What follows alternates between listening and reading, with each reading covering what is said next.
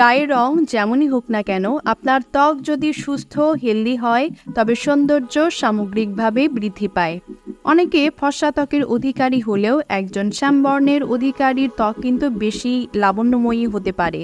এর কারণ হলো ত্বকের স্বাস্থ্য। এই ভিডিওতে আলোচনা করব কিভাবে সহজ কিছু বিষয় দেখে আপনি আপনার ত্বকের স্বাস্থ্য হেলদি কিনা সেটি নির্ধারণ করতে পারবেন, এবং আপনার ত্বক যদি অলরেডি ড্যামেজ হয়ে থাকে তাহলে সেটি কিভাবে রিপেয়ার করবেন সে বিষয়ে থাকবে ছোট ছোট কিছু টিপস।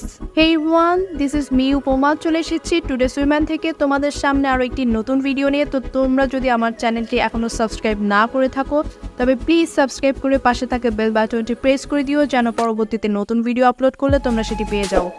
তো চলে যাচ্ছি মূল আলোচনায়। প্রথমে বলবো ত্বকের উজ্জ্বলতা।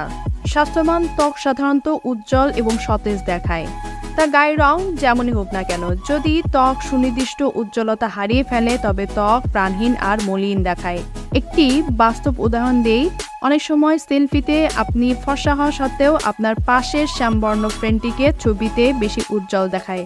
এর কারণ হলো আপনার ত্বকের উজ্জ্বলতা হারিয়ে গিয়েছে। এই সময় আপনার করণীয় হচ্ছে ভালো একটি ময়শ্চারাইজিং ক্রিম ব্যবহার করা, সপ্তাহে 1 থেকে 2 দিন এক্সফোলিয়েট করা। আমি বলবো কেমিক্যাল এক্সফোলিয়েট ব্যবহার করার জন্য। এটি ফিজিক্যাল এক্সফোলিয়েশনের চেয়ে অনেক বেশি কার্যকরী এবং ত্বকের জন্য সেফ হয়ে থাকে।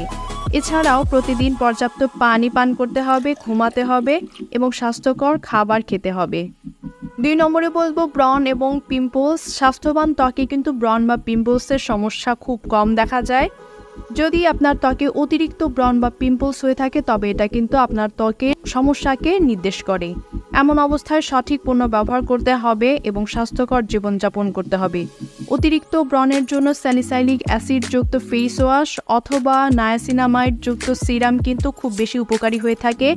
নায়াসিনামাইড ত্বকের যে ব্রণগুলো অ্যাক্টিভ থাকে সেগুলোকে কিন্তু শুকিয়ে আনতে এবং পিম্পলস স্কার্সকেও কিন্তু লাইট করতে অনেক বেশি হেল্পফুল হয়ে থাকে।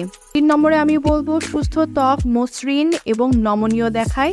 ত্বক যদি খসখসে এবং বেশি শুষ্ক বা কঠিন মনে হয় তবে সেটি হেলদি ত্বক নয়। আপনার জন্য করণীয় হচ্ছে হায়ালুরোনিক অ্যাসিড যুক্ত সিরাম অথবা ভিটামিন সি যুক্ত ভালো ব্র্যান্ডের সিরাম ব্যবহার করা। এতে ধীরে ধীরে ত্বকের আর্দ্রতা ফিরে আসবে এবং ত্বককে গ্লোয়িং করতে সাহায্য করবে। এরপরে আমি বলবো স্বাস্থ্যবান ত্বকে লালচে ভাব বা ইনফ্ল্যামেশন হয় না।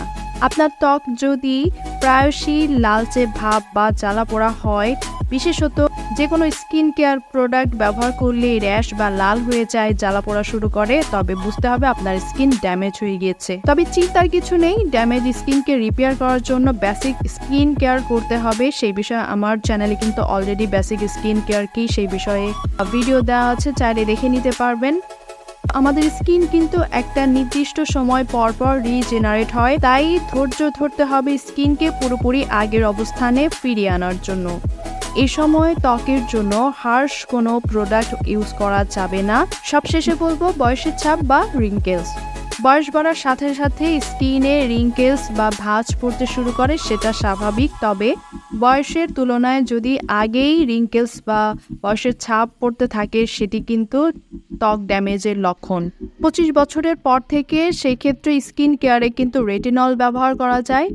রেটিনল হলো ভিটামিন এ এর একটি ডেরিভেটিভ। এই উপাদানটি ত্বকের জন্য অত্যন্ত কার্যকরী একটি উপাদান।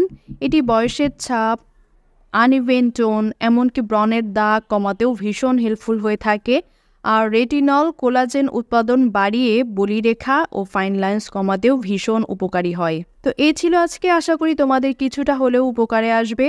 তোমরা চাইলে কমেন্ট করে জানাতে পারো কি বিষয়ে কন্টেন্ট চাও। তো দেখা হবে নতুন কোনো ভিডিওতে, সেই পর্যন্ত ভালো থেকো, সুস্থ থেকো, আল্লাহ হাফেজ।